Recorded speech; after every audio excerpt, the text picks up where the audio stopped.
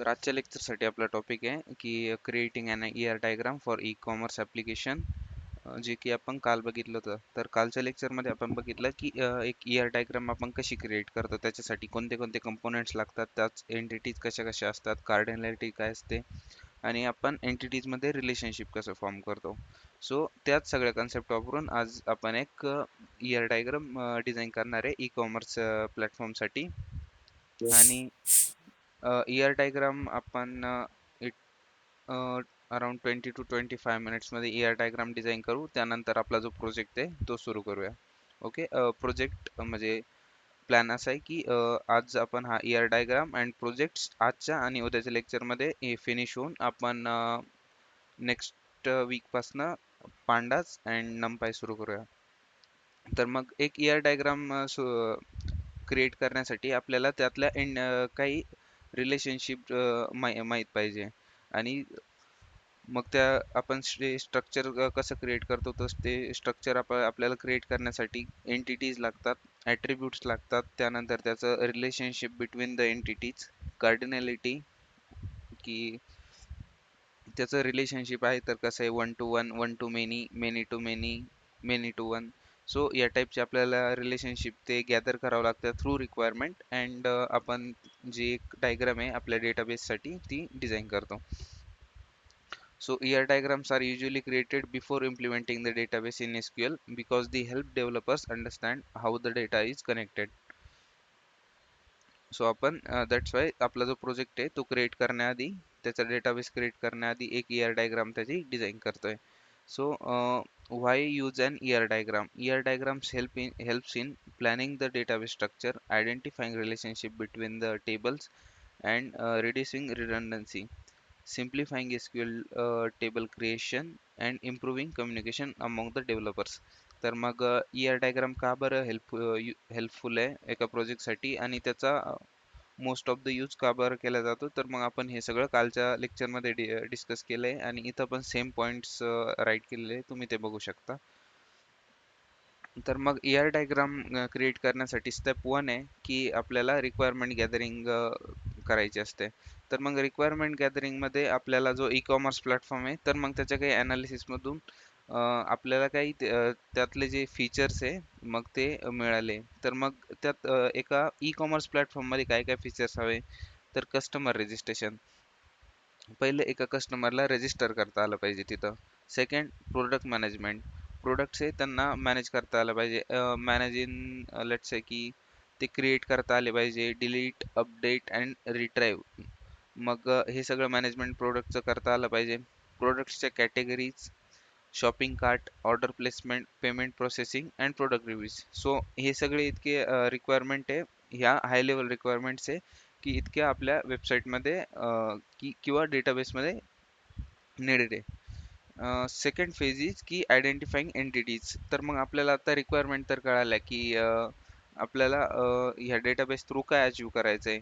मग second is की त्यात एंटिटीज कोणत्या कोणत्या असतील. मग एंटिटीज म्हणजे आपण काही ते एक रिअल वर्ल्ड ऑब्जेक्ट्स कन्सिडर करतो जे की आपण त्यात इम्प्लिमेंट करणार आहे. रिअल वर्ल्ड ऑब्जेक्ट्स म्हणजे जसं की आता कस्टमर हा एक रिअल वर्ल्ड ऑब्जेक्ट आहे, प्रोडक्ट हा हे पण एक रिअल वर्ल्ड ऑब्जेक्ट आहे. मग असे आपण आणि त्यांचं relationship plus real world object हे वापरून आपण एंटिटीज अँड रिलेशनशिप बनवतो आणि हे दोन्ही मिळून एक ER डायग्राम क्रिएट होते. ओके, तर मग आपला जे पूर्ण प्रोजेक्ट आहे तर मग त्यात आपण काही एंटिटीज लिस्ट आउट केलेल्या आहे अलॉंग विथ देअर डिस्क्रिप्शन. तर मग फर्स्ट एंटिटी आहे कस्टमर. तर मग कस्टमर काय आहे, तर मग रजिस्टर्ड युजर्स आहे जे की आपला प्लॅटफॉर्म यूज करतील. मग ते जे आहे ती एक कस्टमर नावाची एंटिटीज आहे त्याला बिलॉंग करतील. Second is category. तर कॅटेगरी काय की प्रोडक्टच्या ज्या ज्या डिफरंट कॅटेगरीज असतील, जसं की फॅशन, क्लोथिंग, इलेक्ट्रॉनिक्स अँड ज्या पण असतील, तर सगळ्या कॅटेगरीज आपल्या ज्या कॅटेगरी नावाची एंटिटी आहे त्यात स्टोअर असतील. प्रोडक्ट, जो ॲक्च्युअल प्रोडक्ट आहे. मग आयटम्स अवेलेबल फॉर सेल, म्हणजे आपण जे प्रोडक्ट ॲक्च्युअल सेल करतोय तर मग ते प्रोडक्ट्स या प्रोडक्ट नावाच्या एंटिटीमध्ये स्टोअर्ड असतील. कार्ट, एक टेम्पररी प्रोडक्ट जे की आपण आत्तापर्यंत बाय नाही केलेले but we are planning to buy, आपण कार्टमध्ये ॲड करून ठेवले. सो ते सगळे प्रोडक्ट्स एका कार्ट मध्ये ऍड असतील, मग त्यासाठी आपल्याला एक कार्ट एंटिटी लागेल.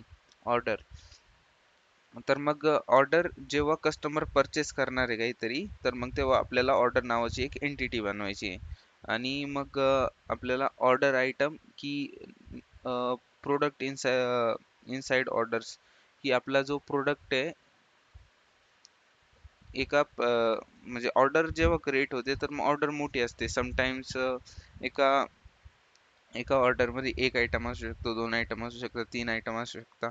तर मग प्रत्येकासाठी तर आपण डिफरंट ऑर्डर नाही क्रिएट करणार ना. ऑर्डर एक क्रिएट होते आणि ऑर्डर आयटम म्हणजे तुम्ही असं कन्सिडर करू शकता याला की ऑर्डर एक सबसेट आहे, ऑर्डर एक सुपरसेट आहे आणि त्याच्या अंडर ऑर्डर आयटम एक सबसेट आहे. म्हणजे एक ऑर्डर आणि त्याला multiple items. Next is payment. जी पण पेमेंटची इन्फॉर्मेशन असेल ती या पेमेंट नावाच्या एंटिटी मध्ये सगळी स्टोअर केल्या जाईल. आणि अनदर इज रिव्ह्यू. जेव्हा पण एक प्रोडक्ट सेल केला जातोय आणि कस्टमरला त्याचा रिव्ह्यू एंटर करायचा आहे, तर मग रिव्ह्यू एंटर करण्यासाठी ही जी सगळी सिस्टम आहे ती या एंटिटीद्वारे मॅनेज केल्या जाईल. तर मग आता जे पण आपण ऑपरेशन्स आहे ना, आता मी तुम्हाला सांगितलं की जसं कस्टमर कॅटेगरी, तर मग ह्या सगळ्या एंटिटीज आहे. आपण एक real world database management system बनवतोय. बट इथं काय आहे की इथं आपल्याला फक्त ते क्वेरीजने करायचं आहे. बट आपण अदर हँड कसं बघतो की जसं वेब वगैरे, वेबमध्ये ॲपमध्ये, तर मग ते ऑटोमॅटिकली होते. आपण जस्ट क्लिक करत जातो आणि सगळं डेटा इन्सर्ट होतो.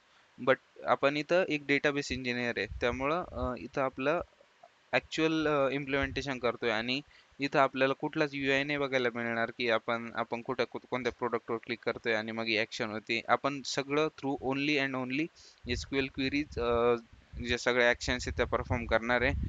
जसं की एक कस्टमरला रजिस्टर करणं, कॅटेगरीजमध्ये डेटा ॲड करणं, कॅटेगरीजमधून डेटा बघणं, एक प्रोडक्टचा डेटा ॲड करणं किंवा प्रोडक्टचा डेटा रिट्राईव्ह करणं. जसं की मी लॅपटॉप सर्च केला, तर मग मी लॅपटॉप सर्च केल्यावर माझ्या प्रोडक्ट डेटाबेसमध्ये जितके पण लॅपटॉप आहेत प्रोडक्ट टेबलमध्ये, तर मग सगळेचे सगळे फेच झाले पाहिजे आणि मला त्या क्वेरीमध्ये दिसले पाहिजे. इथं आपल्याला कुठलाच UI नाही दिसणार. थ्रू ओनली क्वेरीज आपल्याला जो सगळा डेटा आहे तो शो होत राहील. Step 3 is defining attributes of each entity. तर मग मी जसं तुम्हाला सांगितलं होतं की एंटिटी आहे, तर मग एंटिटी आता फक्त एंटिटी आपण जर असं बोललो की फक्त कस्टमर आहे, तर मग फक्त कस्टमर असं काही डिफाईन नाही करत. तर मग आपल्याला त्यासाठी डिफाईन करण्यासाठी काहीतरी ॲट्रिब्यूट्स पाहिजे. ॲट्रिब्यूट्स मीन की काहीतरी इन्फॉर्मेशन रिलेटेड टू दॅट. मग यासाठी आपण ॲट्रिब्यूट्स असे क्रिएट करतोय. Customer ID. Customer ID is a primary की. प्रायमरी की मीन्स जी कस्टमर ID असेल, तर मग कस्टमर ID जो डेटा आहे तो युनिकली आयडेंटिफाय करण्यासाठी वापरला जाईल. Second, name. तर नेम, ईमेल, फोन, ॲड्रेस आणि created at. So created at हे युजरनं आपण ऑटोमॅटिकली इन्सर्ट करत राहू की जेव्हा पण एकदा क्रिएट झाला टेबल, तर मग त्याचा एक ते टेबलमध्ये एंट्री, मग त्याचा एक टाइम स्टॅम्प असावा की हे अकाउंट कधी क्रिएट झालं. Customer name, mobile, okay. Category. तर मग आता कॅटेगरी एंटिटी आहे, तर मग कॅटेगरी एंटिटी मध्ये दोन फील्ड्स असतील. फर्स्ट, कॅटेगरी ID, की ती जी कॅटेगरी आहे ती कोणत्या आणि कॅटेगरी नेम. तर मग कॅटेगरी ID युनिकली आयडेंटिफाय करण्यासाठी कॅटेगरीला आणि कॅटेगरी नेम आपण डिफाईन करूया इथं. Product entity. तर मग प्रोडक्ट एंटिटीमध्ये सगळी जी प्रोडक्टची इन्फॉर्मेशन आहे ती स्टोअर्ड असेल की आपल्याला त्या प्रोडक्टमध्ये जसं की त्याचं प्रोडक्टचं name, description about it, price, stock quantity, एका प्रोडक्टची क्वांटिटी किती अवेलेबल आहे आपल्याकडं, प्रोडक्ट ID, प्रायमरी की आणि कॅटेगरी ID फॉरेन की. तुम्हाला आठवतं मी काल तुम्हाला एक कन्सेप्ट सांगितली ती फॉरेन की. तर मग फॉरेन की काय, मग आता एक ऑप्शन माझ्याकडे असं आहे की मी जी कॅटेगरी आहे त्याला इथं हार्ड कोड करू शकतो. लेट्स से की माझा प्रोडक्ट ID आहे 12345, प्रोडक्ट नेम आहे मॅकबुक एअर, डिस्क्रिप्शन आपण त्याचं डिस्क्रिप्शन लिहून दिलं, जसं की 1 TB storage, 24 GB RAM, midnight black, price 1,75,000, stock quantity 6 आणि category I D laptop, sorry category laptop. But मी आता कॅटेगरी मला ही जर लॅपटॉप आहे तर मग यात काही चेंज करायचा असला तर मग मला इच रोला जावं लागेल, म्हणजे ज्या ज्या प्रोडक्टमध्ये स्टोअर्ड आहे आता की त्या कॅटेगरीचं नाव काय. तर मग जर मला चेंज करायचं झालं laptop to something Mac Apple accessories, तर मग असं जर चेंज करायचं राहिलं तर मग मला इच प्रोडक्टला जावे लागेल आणि अपडेट करावं लागेल. बट आता इथं मी काय वापरलं आहे कॅटेगरी आय डी. तर मग कॅटेगरी आय डी काय करतं, आता ते कुठं रेफरन्स करतंय, कॅटेगरी आय डी रेफरन्स करतंय इथं ह्या कॉलमला परत. तर मग या कॉलमला रेफरन्स करता येते. मग मला जस्ट मी इथं इथं जरी नाव चेंज केलं, मला जे डिझाईड नाव येते, तर मग ते ऑल ओव्हर सगळा डेटा पूर्ण डेटाबेस ते दिसून जाईल आणि जो डेटा आहे तो रिडंडंटली क्रिएट नाही होणार. सो आपण असं इथं याचं रिलेशनशिप फॉर्म करतोय थ्रू फॉरेन की. मग फॉरेन की, आता फॉरेन की तीच असू शकते जी दुसऱ्या एका टेबलची प्रायमरी की आहे. तर मग कॅटेगरी आय डी कॅटेगरी टेबलची एक प्रायमरी की आहे. सो दॅट्स वाय आपण ह्या प्रोडक्ट एंटिटीमध्ये कॅटेगरी आय डीला as a foreign key use केलंय. तर मग नेक्स्ट एंटिटी इज कार्ट. तर मग कार्टमध्ये कार्ट आय डी, मग प्रत्येक जो कार्ट असेल त्याला एक आय डी असेल. तर मग प्रत्येक कार्टला आय डी का बरं पाहिजे, कारण की जो म्हणजे आपल्याकडे तर एकच कार्ट आहे, बट आता जो आपण डेटाबेस स्टोअर करतोय तर मग डेटाबेस स्टोअर करतोय त्यात एक प्रॉब्लेम असा आहे की आता मल्टिपल युजर्स आहे माझ्याकडं आणि मल्टिपल युजर्सचे मल्टिपल कार्ट्स आहे. जर मी असंच नॉर्मली एक कार्ट स्टोअर करून दिला की कार्ट आय त्यात प्रोडक्ट आय डी स्टोअर करून दिला आणि क्वांटिटी स्टोअर करून दिला, मग त्यामध्ये प्रॉब्लेम काय क्रिएट होईल की एक कॉमन कार्ड क्रिएट होईल आणि तोच सगळ्या कस्टमर्सला दिसेल. बट आपल्याला एक एक एक युनिक कार्ड पाहिजे प्रत्येक कस्टमरसाठी. जो डेटा आहे तो आपल्याकडे सगळ्याची सगळा कंबाईनच आहे. जसं की म्हणजे आपण जो डेटा स्टोअर केलाय ना तो एकाच ठिकाणी स्टोअर होतोय सगळ्या युजरचा. म्हणजे युजर आपल्याकडं समजा 3 युजर आहे ए बी सी. तर मग जेव्हा युजर ए डेटा स्टोअर करतोय तो कार्ट टेबलमध्येच होतोय. युजर बी त्याचा पण कार्ट टेबलमध्येच आणि युजर सी सगळ्यांचा कार्ट टेबलमध्येच स्टोअर होतोय. बट आता युनिकली काय आयडेंटिफाय करते याला, first is cart I D. Cart I D म्हणजे इच कलेक्शन युनिकली आयडेंटिफाय होईल. Second is customer I D. Customer I D आपण एक फॉरेन की यूज केली आहे. मग फॉरेन की यासाठी की आता मला एक प्रत्येक कस्टमरचा जो कार्ट आहे तो युनिकली आयडेंटिफाय करायचा. इथं तर cart I D uniquely identify होऊन जाईल, बट आपल्याला इथून इथून नाही कळणार की तो कोणत्या कस्टमरला बिलॉंग करतो. So that's Y customer I D आपण इथं as a foreign key use केली आहे. Third is product I D.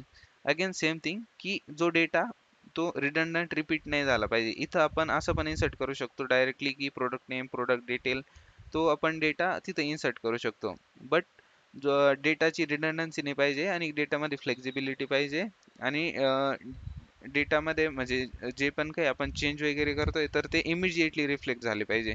So that's why आपण एक direct product I डीची foreign key use करतोय. म्हणजे आपण काही जरी चेंज केला प्रोडक्टमध्ये तर मग तो सेम चेंज कार्टमध्ये पण त्याच टाइमला रिफ्लेक्ट झाला पाहिजे. तर हा स्कीमा आपण यासाठी यूज करतोय.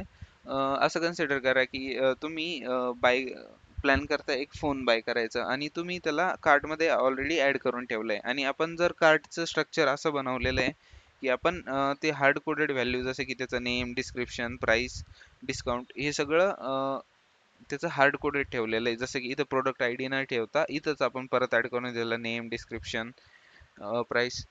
मग आणि मी जर प्रोडक्टची ॲक्च्युअल त्याच्या काही व्हॅल्यूज चेंज केल्या, मी प्रोडक्टची ॲक्च्युअल व्हॅल्यू डिक्रीज केली, बट तुमच्या प्रोडक्ट कार्टमध्ये अजून पण तेच सेम रिफ्लेक्ट होईल ओल्ड व्हॅल्यूची की ॲड झालेली आधी. समजा आधी मी व्हॅल्यू काहीतरी 1 लाख ठेवलेली होती आणि ती तुमच्या कार्टमध्ये ॲड आहे 1 लाख, बट मी ती परत इन्क्रीज केली टू 1,20,000. आता तिथं तर ती इन्क्रीज आहे बट तुमच्या कार्टमध्ये ती जी जुनी व्हॅल्यू तीच शो करते. सो हा प्रॉब्लेम रिझॉल्व करण्यासाठी आपण जे आहे ही कार्टची कन्सेप्ट वापरली आहे, ज्यात आपण product I D customer I D ह्याच्या फॉरेन की यूज केलेला आहे. सो जो पण डेटा डायनॅमिकली चेंज होतोय तो सेम वे रेफरन्सने इकडे पण रिफ्लेक्ट होऊन जाईल. Fifth entity is order entity. मग ऑर्डर एंटिटीला order I D, primary key, again uniquely identify करण्यासाठी रेकॉर्ड, कस्टमर आय डी हे यासाठी की हे ऑर्डर कोणत्या कस्टमरला बिलॉंग करतं, ऑर्डर डेट, ऑर्डर डेट ज्या पर्टिक्युलर डेटला जो आयटम आहे तो ऑर्डर केला गेलेला आहे ती ऑर्डर डेट आपण इथे इन्सर्ट करूया. अँड स्टेटस, स्टेटस जसं की ऑर्डर डिलिवर्ड, अजून प्रोसेसिंग, शिप. तर मग असे जितके पण स्टेटस असतात हे आपण इथं ऑर्डर एंटिटी मध्ये मॅनेज करू शकतो. Sixth entity is order item entity. तर मग ऑर्डर आयटम मध्ये आपण हे स्टोअर करतोय की त्या ऑर्डरचे किती आयटम्स होते. तर मग ऑर्डर आयटम मध्ये फर्स्ट इज प्रायमरी की, युनिकली डेटा आयडेंटिफाय करण्यासाठी, ऑर्डर आय डी. तर मग ऑर्डर आय डी आपण, तुम्ही इथं बघू शकता की आपण एक फॉरेन की यूज केली आहे. तर मग फॉरेन की काय आहे, ह्या ऑर्डरची ऑर्डर आय डीची एक फॉरेन की आहे. तर मग ही जी फॉरेन की आहे तर मग ही हे रिफ्लेक्ट करते की आता ऑर्डर आयटम्स आहे ते मल्टिपल असू शकता. मग आपण मल्टिपल ऑर्डर आयटम्सला एक ऑर्डर आय डी दिली आहे. म्हणजे आता मी जेव्हा पण डेटा फेच करन, आता इथं माझं लेट्स से की ऑर्डर आय डी आहे 1 आणि इथं मी 4 आयटम्स ॲड केलेले आहे माझ्या ऑर्डरमध्ये आणि मी प्रत्येक ऑर्डर आयटममध्ये लिहिला की order I D 1, order I D 1. मग आता आपण जेव्हा आपण SQL मध्ये क्वेरी लिहू तर मग तेव्हा ती क्वेरी काय असेल की select order select star from order item where order I D is equal to 1. मग आता मी आता ही क्वेरी लिहिली आहे तर मग आता माझ्याकडे एक order I D already available आहे माझ्याकडं की ती 1 आहे. तर मग जितके पण रेकॉर्ड्स आहे की 1 ऑर्डर आय डीने ते सगळे रिट्राईव्ह होऊन जातील आणि त्या ज्या ऑर्डरचा सगळी इन्फॉर्मेशन आहे मला मिळून जाईल. ओके, देन त्याची क्वांटिटी किती होती आणि प्राइस.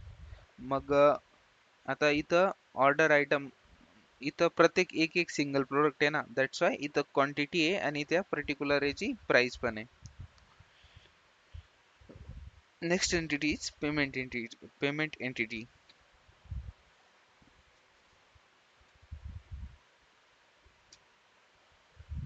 तर मग इथं या पेमेंट एंटिटी मध्ये आपण बघतोय की एक पेमेंट आय डी आहे जे एक प्रायमरी की आहे डेटा युनिकली आयडेंटिफाय करण्यासाठी, order I D, order I D एक फॉरेन की आहे. ऑर्डर आय डी त्या ऑर्डरला बिलॉंग करते की ज्यासोबत हे पेमेंट असोसिएटेड आहे.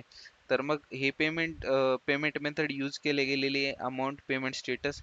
तर मग हे सगळं यूज केलेलं आहे. तर मग हे कोणत्या पेमेंट मेथडला बिलॉंग करतं, सॉरी कोणत्या ऑर्डरला बिलॉंग करतं. तर मग हे आयडेंटिफाय करण्यासाठी आपण इथं ऑर्डर आय डी यूज केली आहे. तर मग आपल्याला कोणत्या पण ऑर्डरचं स्टेटस पाहिजे, लेट्स से की ऑर्डर आय डी 1 आणि आता मला त्याचं स्टेटस पाहिजे. तर मग मी जस्ट क्वेरी लिहू शकतो select star from payment where order I D is equal to 1 आणि आपण सेम थिंग्स सोबत यूज करू शकतो. आणि जेव्हा आपण सोबत यूज करू तर मग सगळा डेटा आहे आपल्याला तो इझिली रिट्राईव्ह होऊन जाईल. रिव्ह्यू. तर मग आपली लास्ट एंटिटी आहे ती म्हणजे रिव्ह्यू. तर मग रिव्ह्यू आपल्याला यासाठी रिव्ह्यू आय डी, मग रिव्ह्यू आपल्याला यासाठी लागतं की जे पण त्या कस्टमरने पर्टिक्युलर प्रोडक्टला रिव्ह्यू दिले तर मग त्या सगळ्या रिव्ह्यूज कॅप्चर करण्यासाठी आणि सगळा डेटा स्टोअर करण्यासाठी आपल्याला जे रिव्ह्यू आहे ते पाहिजे. तर मग इथे review I D data identify करण्यासाठी, कस्टमर आय डी एक फॉरेन की आहे. तर मग आपण इथं हे स्टोअर करतोय की हा जो रिव्ह्यू आहे तो दिलाय तर मग कोणत्या कस्टमरने दिलाय, प्रोडक्ट आय डी फॉरेन की. तर मग कोणत्या प्रोडक्टसाठी दिलाय, रेटिंग. तर मग 5 स्टार रेटिंग असते 1 2 3 4 5. तर मग ते असं एक इंटिजर मध्ये स्टोअर केलं जाईल, आयदर 1 2 3 4 5 असं. Next is comment. कमेंट म्हणजे आपण काहीतरी एक टेक्स्ट फॉर्मॅट मध्ये लिहितो की आय लाईक दिस प्रोडक्ट. जर जे पण टेक्स्ट असेल तर मग ते कमेंट मध्ये स्टोअर केलं जाईल.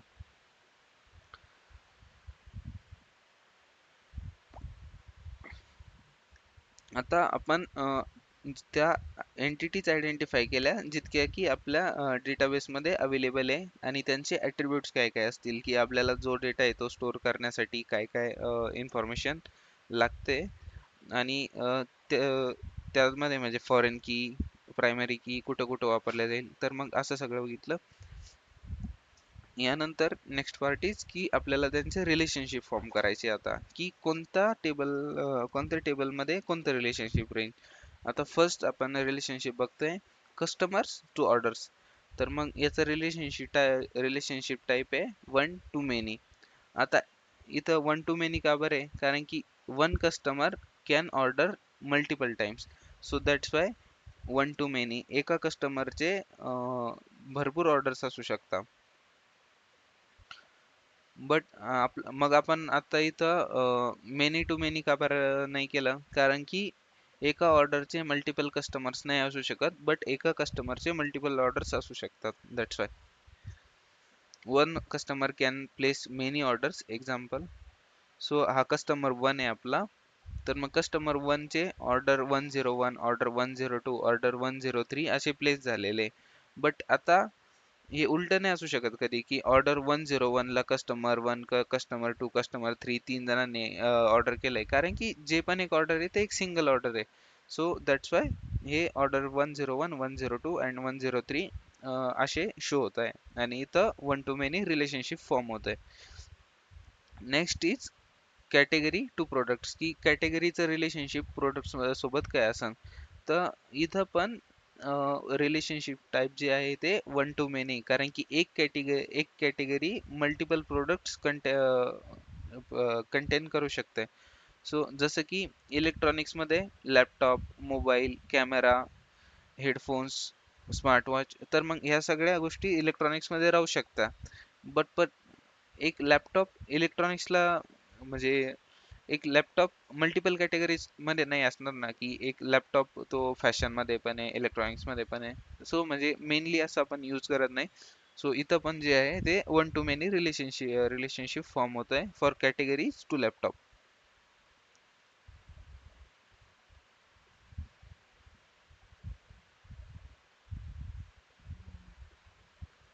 समजतंय सर्वांना? काही हार्ड जात आहे?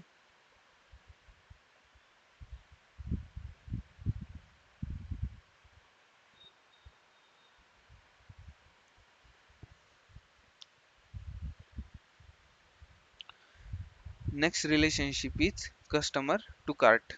One to many. One customer can have multiple cart items. So cart item 1, cart item 2, cart item 3. So एका कस्टमरचे मल्टिपल कार्ट आयटम असू शकतात, बट एका कार्ट आयटमचे मल्टिपल कस्टमर्स नाही असू शकत, कारण की आपण जो डेटा तसा डिफाईन केलाय की customer I D, product I D आणि आयटम.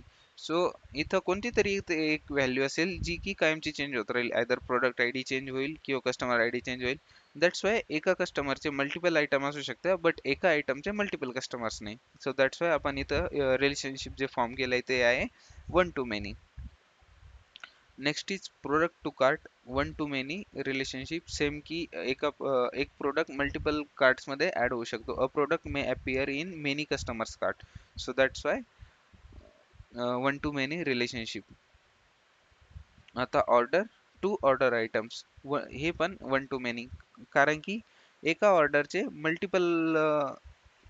मल्टिपल ऑर्डर आयटम असू शकता, बट एक ऑर्डर आयटमचे मल्टिपल ऑर्डर्स नाही. सो दॅट्स वाय आपण हे इथं पण one to many, one order contains multiple product. So that's why इथं आपण क्रिएट केलेलं आहे वन टू मेनी रिलेशनशिप. मग आपण इथं एक्झाम्पलसाठी असं बघू शकतो की लेट से आपला एक ऑर्डर आहे number 1011001.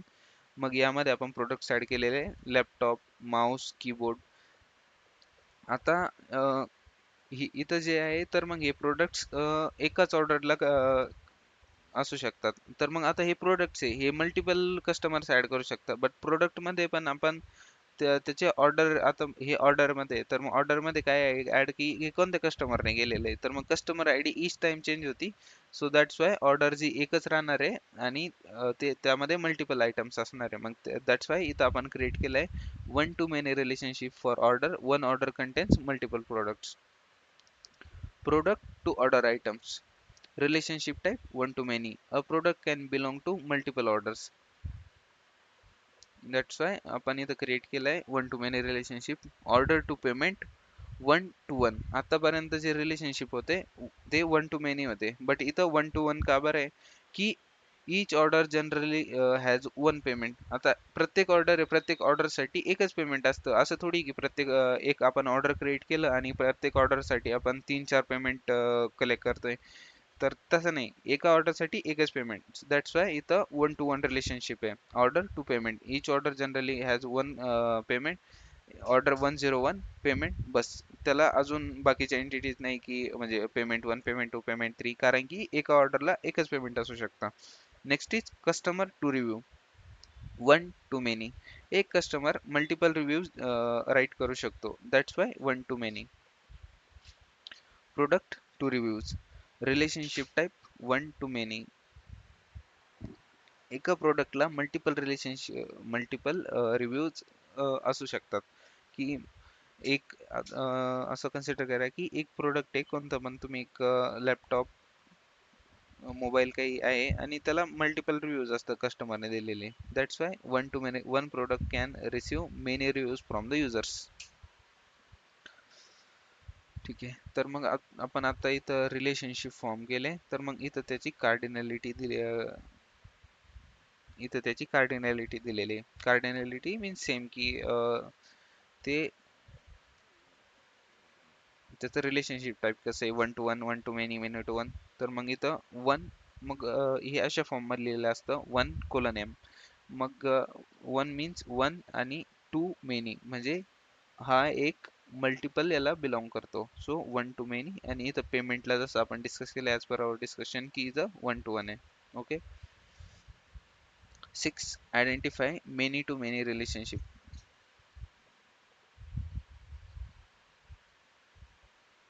Intermediate many to many relationship आपल्याला या ज्या आपल्या डेटाबेसमध्ये रिलेशनशिप डेटाबेसमध्ये ते तसे क्रिएट केल्या नाही जाऊ शकत. त्यात आपल्याला काही टेबल्स यूज करावे लागतात वेगळे. बट आपल्या जे सिस्टमसाठी आहे, आपल्या सिस्टमसाठी इतके जे रिलेशनशिप आहे हे वन टू मेनी आणि वन टू वन हे इनफ आहे. आपली जी सिस्टम आहे यात क्रिएट होऊ शकते.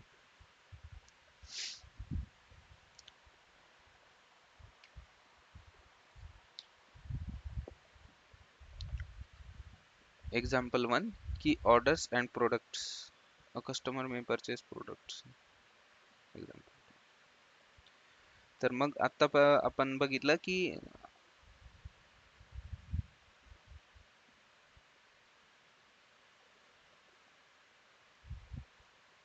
आता आपण हे बघितलं की आपला जो एका नॉर्मल जो ईआर डायग्राम असेल, तर मग ती ईआर डायग्राम कशी असेल. तर मग ईआर डायग्राम मी ऑलरेडी एक जनरेट करून ठेवली आहे. मी ती तुम्हाला शो करतो. स्केप.